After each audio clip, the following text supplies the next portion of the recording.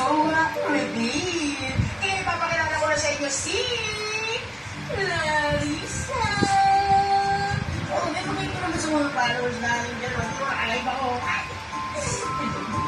That's her? And him? That?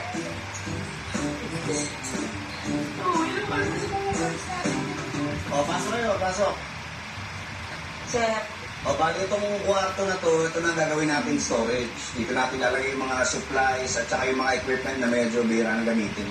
opo, tamang-tama sir, dito na rin natin ilagay yung mga files natin.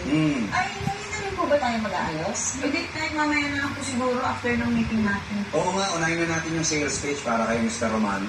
Kumusta na nga pala yun? Ay, nako, sir. Hindi pa po nakatapos si Tere. Sorry po. Sorry. Eh, kasi puro pagtitindahin na ito pag dito sa opisina eh. Tama na yan, tama na yan. Paano yan? Kailan mo ibibigay sa akin? Kailangan ko na ma-check yun. Opo, asa.